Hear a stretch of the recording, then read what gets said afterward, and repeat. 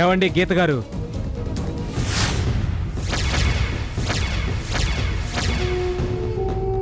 మీరా? రండి, కూర్చోండి కూర్చోండి. ఏంటి అందరూ కలిసి ఒకేసారి వచ్చారు? ఏం తీసుకుంటారు, కాఫీయా టీయా? మేము వచ్చింది కాఫీ టీల గురించి కాదు, డబ్బుల కోసం వచ్చాం. మీకిచ్చిన గడువు పూర్తయిపోయింది. మర్యాదగా డబ్బులు ఇస్తున్నారా లేదా? ఎందుకంత సీరియస్ అవుతారు? నేను భూములు రిజిస్ట్రేషన్ చేస్తానని చెప్పాను కదా, కొంచెం టైం ఇవ్వండి. వద్దమ్మా, మీరు వద్దు, మీ భూములు వద్దు, మాకు డబ్బులు కావాలి. అలా ఎలా ఇస్తారు? ఇవ్వాలి. మాకు రాసిన అగ్రిమెంట్ ప్రకారం మీరు సరైన టైంలో భూములు ఇవ్వలేదు, అందుకే మా అడ్వాన్సులు మాకు వెనక్కి ఇవ్వాలి. అలా ఇవ్వకపోతే ఈ ఇల్లు, మీ బిజినెస్లు మొత్తం లాగేసుకుంటాం. అనుకోకుండా చిన్న ప్రాబ్లం వచ్చింది, కొంచెం కోఆపరేట్ చేయండి ప్లీజ్. మా వల్ల కాదమ్మా, మేం కూడా డబ్బు బయట నుంచి తీసుకొచ్చాం. వడ్డీలు చాలా పెరిగిపోతున్నాయి. మర్యాదగా డబ్బులు ఇస్తారా లేదా చెప్పండి.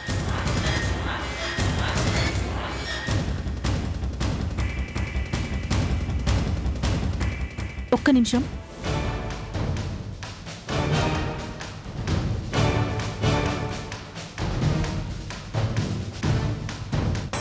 రోహిత్, ఆ బిల్డర్స్ అందరూ వచ్చి కూర్చున్నారు. డబ్బులు ఇస్తావా చేస్తావా అని అడుగుతున్నారు. ఆ డబ్బులు తీసుకురా, ఇచ్చేద్దాం. ఏం డబ్బులు గీత? నువ్వు తీసుకెళ్ళావు కదా రోహిత్, అవి. నీకు చెప్పే కదా బిజినెస్ లో పెట్టుబడి పెట్టాను. ఇప్పటికిప్పుడు కావాలంటే ఎలా వస్తాయి గీత? అయ్యో, అవతల వాళ్ళొచ్చి ఇంట్లో కూర్చున్నారు రోహిత్. డబ్బులు కట్టకపోతే ఊరుకోరు. మొత్తం ఇంటిని బిజినెస్ ని కూడా లాగేసుకుంటారు. నా పరువు పోతుంది. నేనేం చేయను గీత, అది కూడా ఇంత సడన్ గా అంత డబ్బు కావాలంటే ఎక్కడి నుంచి వస్తుంది, ఎలా వస్తుంది? ఈ మాట ఏదో ముందే చెప్పుంటే నేను అసలు డబ్బు తీసుకెళ్లి బిజినెస్ లో పెట్టుండేవాడిని కాదు కదా. ఇప్పుడు కొంచెం టైం అడుగు, మనమేం పారిపోం కదా. మనమేం పారిపోం రోహిత్, కానీ అక్కడ వాళ్ళు వినే పొజిషన్లో లేరు. ఇప్పటికీ వాళ్ళు ఇచ్చిన టైం అయిపోయింది. అక్కడ భూములు రిజిస్ట్రేషన్ కాలేదు. నాకేం చెయ్యాలో అర్థం కావట్లేదు. ఇప్పటికిప్పుడు మనకి డబ్బు ఇచ్చేవాళ్ళు ఎవరున్నారో ఆలోచించు గీత.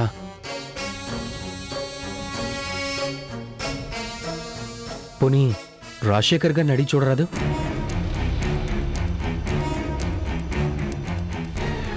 ఎస్, రాజశేఖర్ గారిని అడగటం కాదు, అక్కడి నుంచి నేనే తీసుకుంటా.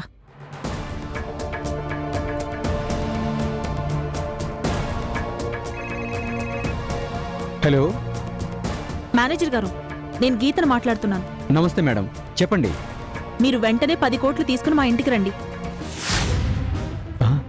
ఏంటి మేడం 10 crore అంటున్నారు? అంత డబ్బా?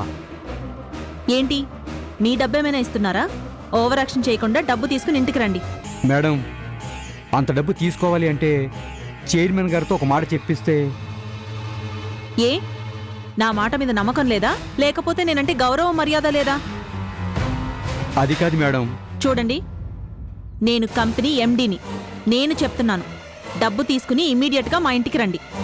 కాదు కూడదు అని అనవసరంగా మీ ఉద్యోగానికి ఎసరు తెచ్చుకోకండి. అలాగే మేడం. అమ్మయ్యా, ఇప్పుడు కాస్త రిలీఫ్గా ఉంది. ఇప్పుడే వస్తాను రోహిత్.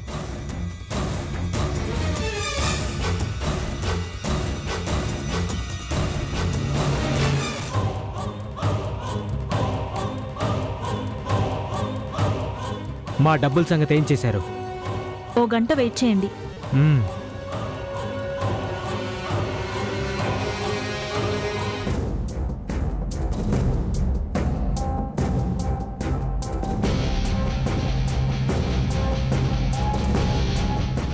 మేడం, రండి.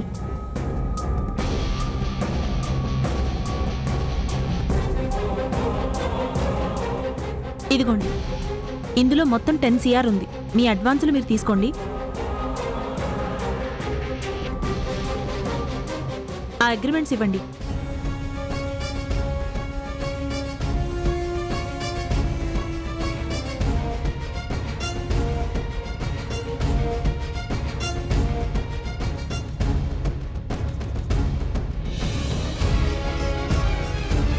ఇక మేము బయలుదేరుతాం మేడం. ఉమ్.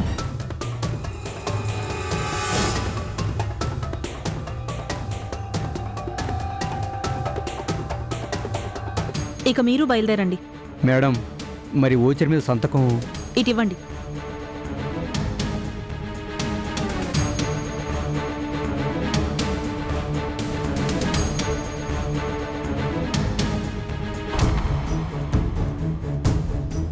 ఇప్పుడు వెళ్ళండి.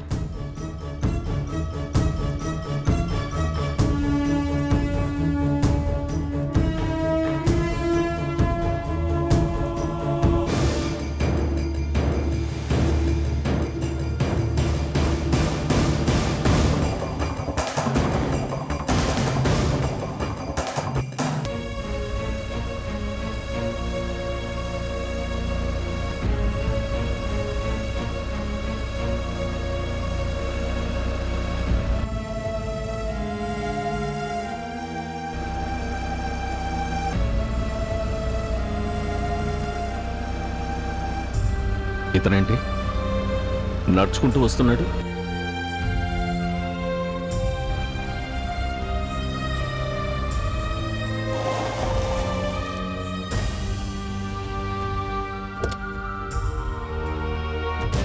నమస్తే సార్. నమస్తే అండి. ఏంటి ఈ ఏరియాకి వచ్చారు? గీతా మేడం గారు రమ్మని ఫోన్ చేస్తే రావాల్సి వచ్చింది సార్. మరి నడుచుకుంటూ వచ్చారేంటండి? ఆఫీస్ కారు ఉంది కదా. అయినా మిమ్మల్ని ఎందుకు ఇంటికి రమ్మని పిలిచారు? ఏం చెప్పమంటారు సార్, కంపెనీ పరిస్థితి రోజు రోజుకి ఏమైపోతుందో అర్థం కావట్లేదు సార్. ఏమైందండి? కంపెనీలో పనిచేసే వాళ్ళందరూ ఏదో ఒక రోజు ఇలాగే రోడ్డు ఎక్కాల్సిన పరిస్థితి వస్తుంది సార్. ఏంటండి ఎందుకలా మాట్లాడుతున్నారు? ఎప్పుడూ లేనిది మీరు ఇంతలా ఎందుకు ఫీల్ అవుతున్నారు? ఏం చెప్పమంటారు సార్, కంపెనీ గురించి రాజశేఖర్ గారు పట్టించుకోవడమే మానేశారు. ఆ గీత గారికి ఫుల్ పవర్స్ ఇచ్చారు. ఆవిడ చేసే పనుల్ని, తప్పుడు నిర్ణయాలను అడ్డుకోవడానికి మీలాంటి వాళ్ళు కూడా లేకుండా పోయారు సార్. దాంతో ఆవిడ ఆడిందే ఆట, పాడిందే పాట అయ్యింది.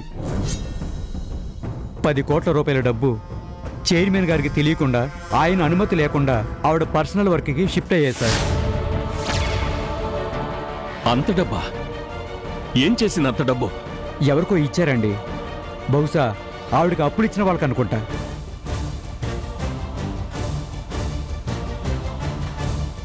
మరి మీరు ఎలా ఇచ్చారండి? ఏం చేయమంటారు సార్, ఎండీగా చెప్తున్నాను, ఇస్తావా ఇవ్వవా అంటే ఎలా కాదంటాను సార్. అప్పటికి చైర్మన్ గారికి చెప్పండి అన్నాను. కోపంతో అరిచి నా నోరు మూయించేశారు సార్.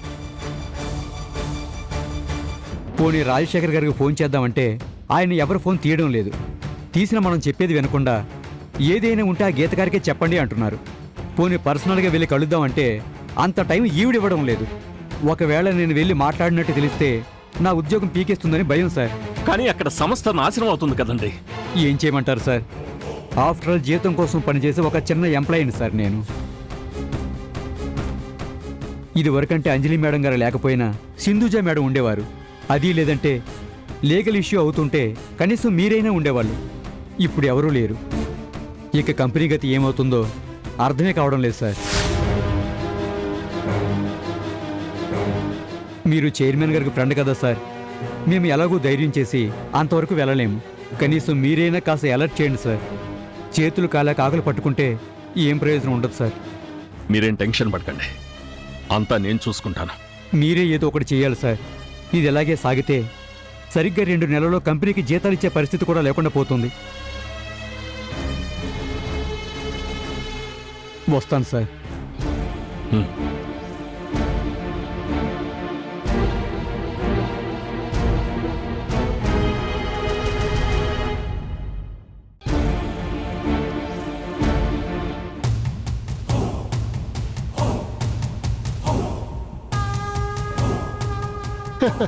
బాస్ తీసుకోండి.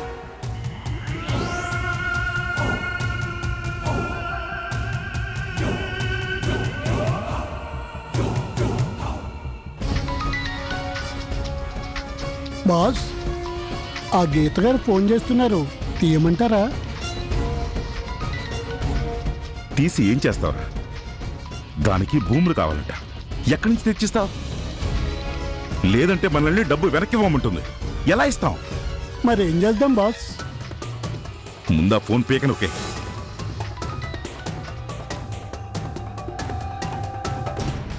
బాస్ ఫోన్ అంటే పేక నొక్కి ఆపగలిగాం బాస్.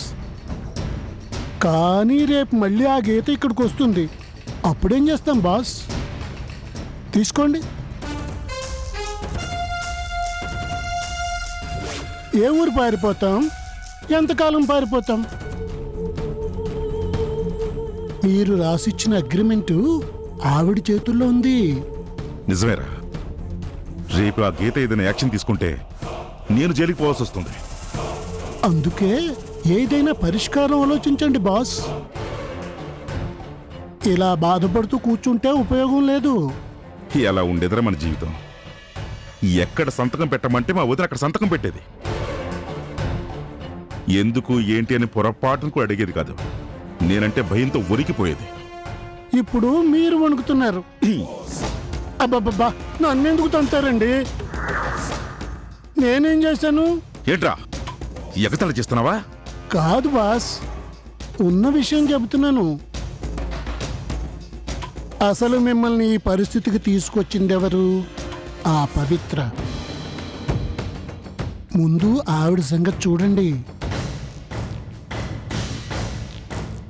నిజమేరా, నా జీవితాన్ని నాశనం చేసింది అదేరా. అసలు అది ఎవరు? ఎక్కడి నుంచి వచ్చింది? మా వదిన దాన్ని తీసుకొచ్చి ఇంట్లో ఎందుకు పెట్టుకుంది?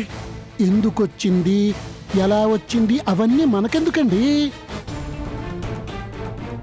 ముందు ఆ మనిషిని ఎలా బయటికి పంపించాలో అది బాగా ఆలోచించండి. దాన్ని బయటికి పంపించడం కాదురా, పైకే పంపించాలి. అది ప్రాణాలతో ఉండకూడదు, చంపేయాలే. బాస్, నాదొక సలహా. ఏంటది? మీరేం చేసినా సరే బయటికి తెలియకుండా చెయ్యాలి. ఎందుకంటే ఆ ఇంట్లో ఎవరికి ఏ చిన్న ఇబ్బంది వచ్చినా సరే అది మీరే చేశారని అందరికీ తెలిసిపోతుంది. తెలిస్తే ఏం చేస్తారా? ఆ రోజు ఆ ల్యాండ్ బ్రోకర్ ఏం చెప్పాడో మర్చిపోయారా? మీ వల్ల తమకు ప్రాణహాని ఉందని ఏ పోలీస్ కంప్లైంటో ఇచ్చినా ఇచ్చి ఉండొచ్చు. ఎంతైనా ఆ పవిత్ర చాలా తెలివిగల మహిళండి. రే, నీ అబ్బ మళ్ళీ దాన్ని పొగుడతావేంట్రా? అబ్బా, పొగడ్డం కాదు బాస్, కాస్త జాగ్రత్త అని చెబుతున్నాను. మీరేం చేసినా మీ పేరు బయటకు రాకుండా చేయండి. లేదంటే పోలీసులు మిమ్మల్ని పట్టుకుంటారు. లేదురా, దాన్ని మూడో కంటికి తెలియకుండా లేపేస్తాను. అదేదో తొందరగా చేయండి బాస్. మీ వదిన గారు ఆ పవిత్రని దత్తత తీసుకుంటున్నారని ఊళ్ళో అందరూ అనుకుంటున్నారు. అంత దూరం రాకుండానే అది శవమైపోద్దురా.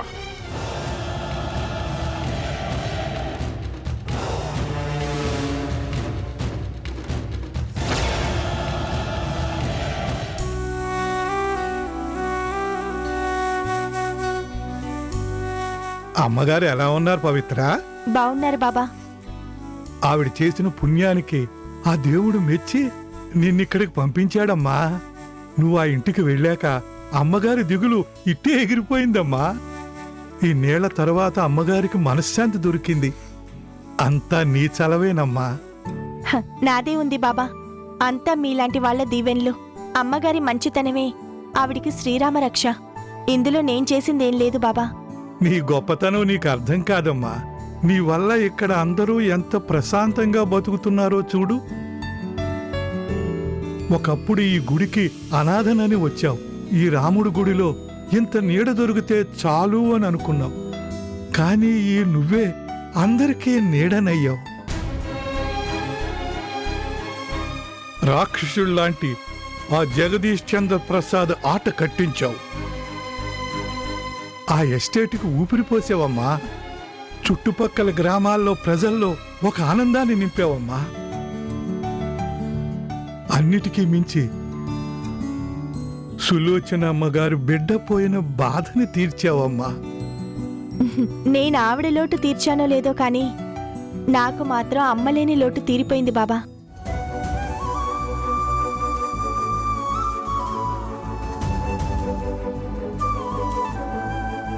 నేనిక్కడికొచ్చిన పరిస్థితి ఎలాంటిదో మీకు బాగా తెలుసు. చచ్చే ధైర్యం లేక, బ్రతికే అవకాశం లేక, కడుపులో పెరిగి నా బిడ్డని చంపుకోలేక, బ్రతకటానికి ఏదైనా దారి దొరుకుతుందేమో అని వచ్చాను. ఆ రోజు నన్ను ఆదుకుంది ఈ గుడిని కట్టించిన ఆ అమ్మ. ఈ రోజు నేను ఊపిరి పీల్చుకున్నానంటే దానికి కారణం ఆ అమ్మ. అలాంటి అమ్మకి కష్టం వస్తే నేనెలా ఊరుకుంటాను బాబా? అందుకే నాకు చేతనైనంతలో అమ్మకి అండగా నిలబడ్డాను. నువ్వా ధైర్యం చెయ్యకపోతే బకాసురుడు రోజుకో మనిషిని 2 ఎడ్లని బండెడు అన్నాన్ని తిన్నట్టు రోజుకో గ్రామాన్ని ఊరుకో ఎకరాన్ని మింగేసేవాడమ్మా రాక్షసుడు. ఆ రోజు నువ్వే చూసావు కదమ్మా ఆ రాక్షసుడు అసలు స్వరూపం. పవిత్రమైన గుళ్ళోకి చెప్పులతో రావద్దు అన్నందుకు నా మీద ఎలా చేయి చేసుకున్నాడు. అందుకే బాబా ఏదైతే అది అవుతుందని ఎదురు తిరిగాను. ఈ రోజు కోర్టులో మనమే గెలిచాం. ఈ ఆస్తి మీద అతనికి ఏ హక్కు అధికారం లేదని చాలా స్పష్టమైన తీర్పొచ్చింది. కాబట్టి ఇంకెవరూ అతనికి భయపడాల్సిన అవసరం లేదు. అమ్మగారి మీద ఈగ వాలకుండా చూసుకునే బాధ్యత నాది. కానీ నువ్వు కూడా కాస్త జాగ్రత్తగా ఉండమ్మా. ఎందుకంటే ఆకలిగొన్న పులి కంటే దెబ్బతిన్న పులి చాలా ప్రమాదకరమైంది. ఆ జగదీష్ ఇప్పుడు దెబ్బతిన్న పులి ఎట్నుంచి దాడి చేస్తాడో, ఎలా పగ తీర్చుకుంటాడో చెప్పలేము. లేదు బాబా, అతను నన్నేమీ చేయలేడు. ఎందుకంటే నేను అన్నిటికీ తెగించున్న మనిషిని. బ్రతుకు మీద ఆశుంటే ఎవరైనా భయపడతారు, ఎవరినైనా భయపెడతారు. కానీ నాకు ఏ ఆశ లేదు బాబా. అన్నిటికీ ఆ రాముడే నాకు అండ అని నమ్మిన దాన్ని. నాకేం కాదు. నిజమేనమ్మా, అన్నిటికీ ఆ రాముడే అండ. ఇక నేను బయలుదేరుతాను బాబా. మంచిదమ్మా, జాగ్రత్త. ఉమ్.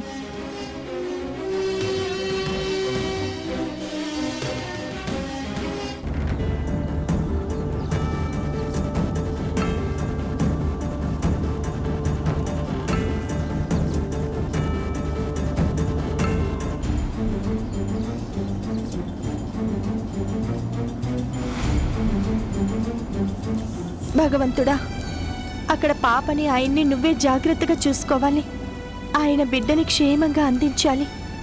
నా నిజాయితీని నా భర్త గుర్తించాలి. ఆయన ప్రేమని నేను తిరిగి పొందాలి.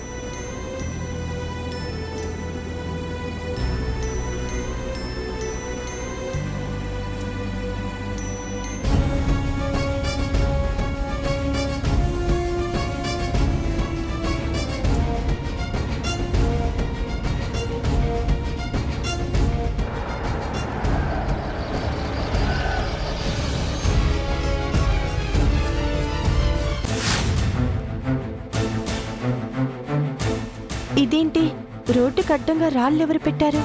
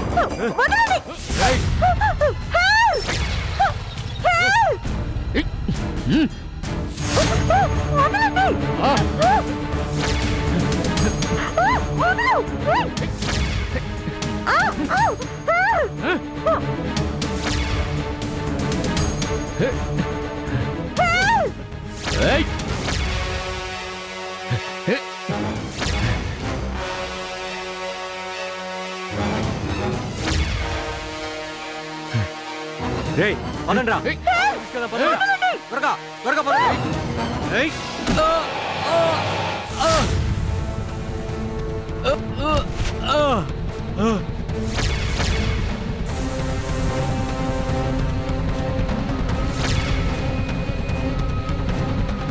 ఎవడ్రా నువ్వు?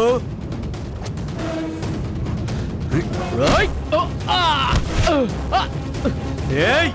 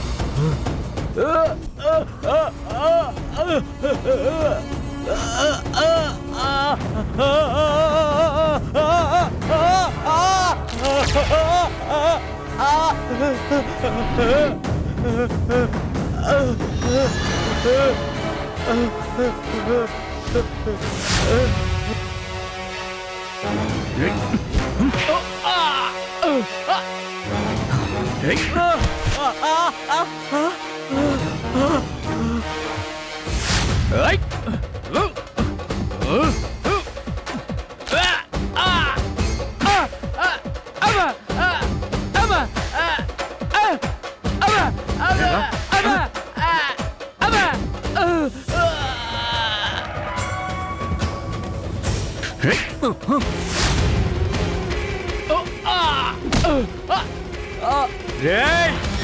రేయ్! రేయ్!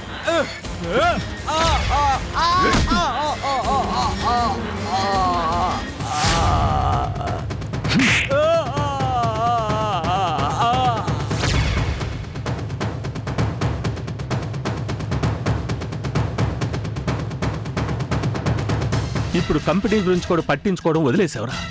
రే కంపెనీని గీతం చూసుకోమని చెప్పాను కదా.